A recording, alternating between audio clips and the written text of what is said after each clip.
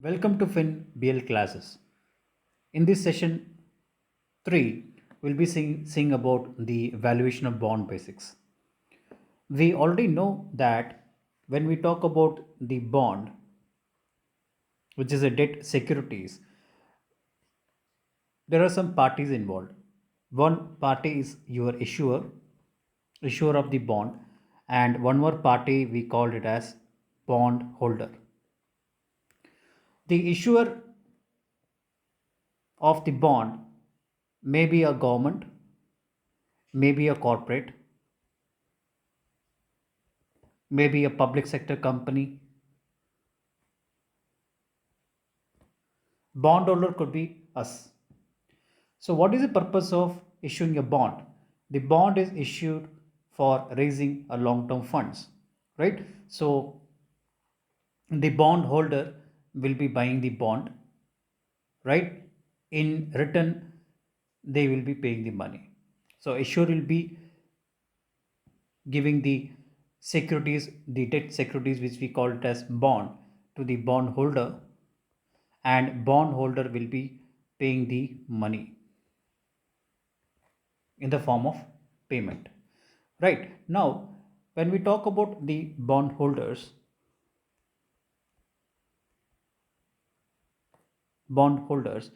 the interest is being paid to the bondholders during the period. The interest is paid to the bondholder during the period. During the period. The same way, the bond has to be redeemed, right? So we could call it as redemption of bond. The bond will be redeemed, or we can say repaid at the end of the period. End of period. So redemption of bond is nothing but the issuer will pay the money back to the bondholder, and the bondholder will return the debt securities back to the issuer. So that is what the redemption of bond we mean. The repayment is nothing but the amount which will be repaid by the issuer only at the end of the period.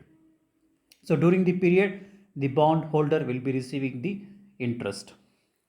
So when we talk about the bond valuation, when we talk about the bond valuation, it is nothing but your present value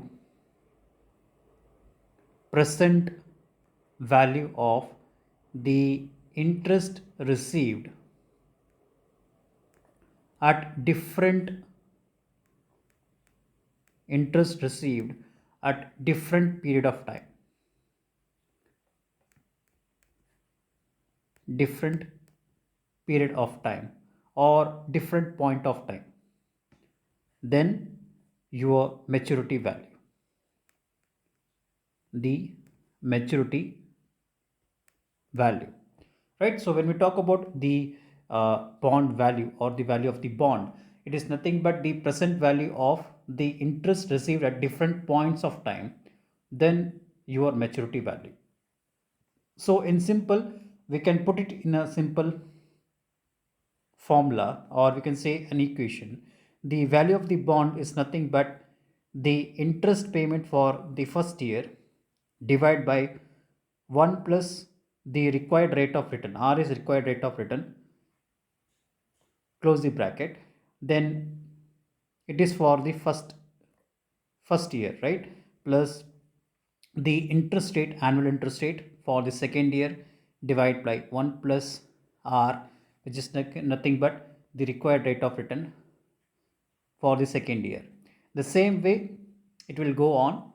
Then at the end we have the interest for the nth period plus your maturity value, which will be repaid back to the bondholder by the issuer, divided by 1 plus required rate of return, and to the n is nothing but the number of years. So here the interest received at the different period of time is nothing but the end of the period is nothing but the interest will be received. then the maturity value will be returned back by the issuer to the bondholder. Let us uh, have a simple example so that we can have a proper understanding of it. So suppose we have a bond, which is having a face value of say rupees 1000. So when I say the face value of the bond is nothing but it is the initial value of the bond, and it has a coupon rate say 12%, right? And it has a say the the maturity period, let us assume the maturity period is 3 years. Then say the required rate of return of bond, required rate of return on bond. Suppose we have required rate of return of bond, say assume it is 10%. Now the FE is nothing but your face value of the bond. Coupon rate is nothing but the annual interest that will be repaid at a certain set at a certain period of time, right? So that is what we refer to here, the interest received.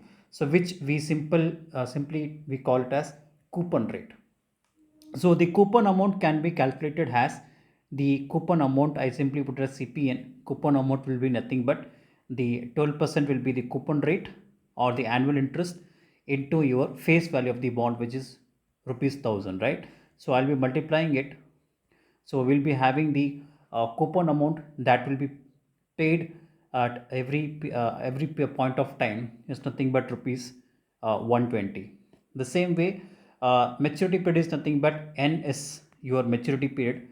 I can put the equation here. N is your maturity period is nothing but 3 years, and R is your required rate of return. I put it as 10%.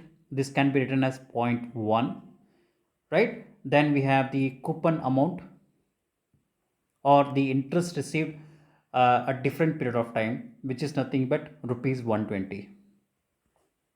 So this is the part that will be substituting into the amount. So this can be represented in a pictorial format also. Suppose we have, say we have the period of say maturity period is 3 years, right? That I will just draw a timeline. So suppose we have the uh, zeroth 0 year, first year, second year, and we have the third year. So in the first year, this is a 0th year. This is nothing the today's uh, date. So that is nothing. First year you will be receiving a coupon amount, say the interest received, right? So you'll be getting an interest of 120 in the first year. The similar way you'll be getting a coupon amount or the interest received for the second year is 120. Similar way, in the third year, since we have the maturity of the bond, right? Maturity period is 3 years, so it ends, the maturity of bonds ends at third year. So at the end of the third year, you will be receiving the interest amount plus the principal amount, which will be repaid by the issuer to you, which is nothing but your maturity value, right? So maturity value is nothing but rupees 1000. So rupees 1000 will be your maturity value. So this equation is been written in a timeline, right? Or this can be also be written as, this timeline can be also be written as similar way.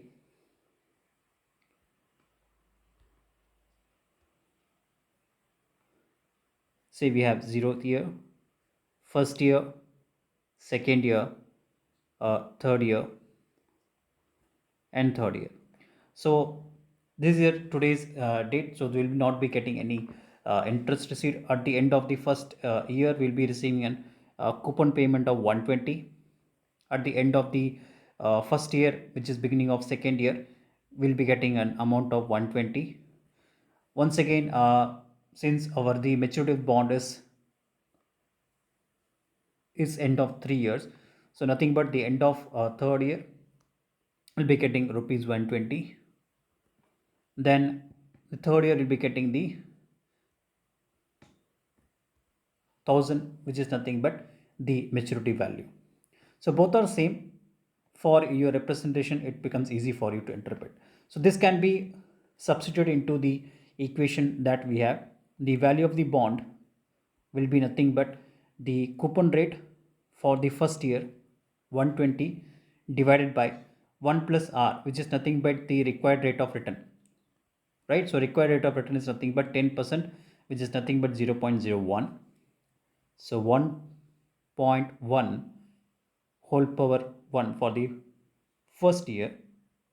Then for second year, the coupon amount is 120 divided by 1.1 whole square for second year.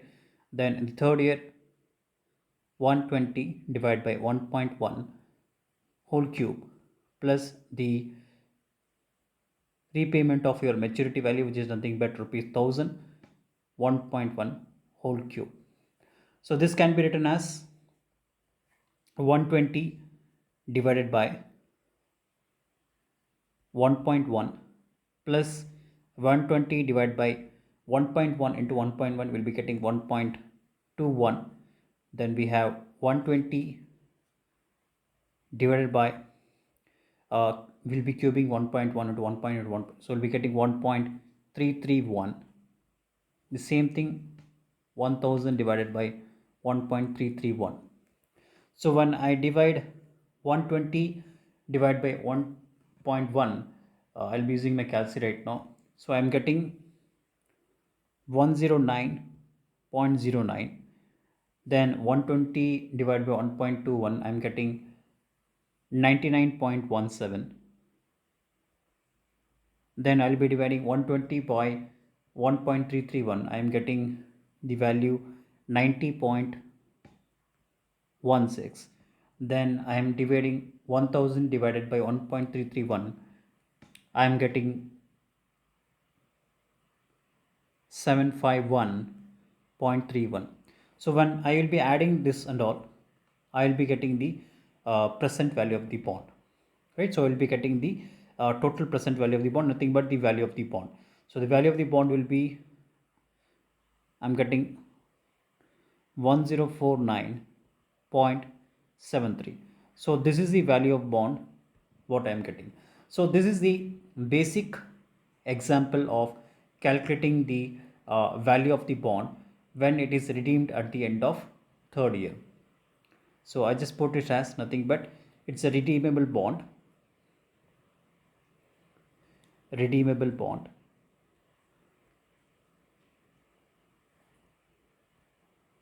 at end of third year. So in next session, we'll be seeing about the variation of calculation of your valuation of bond.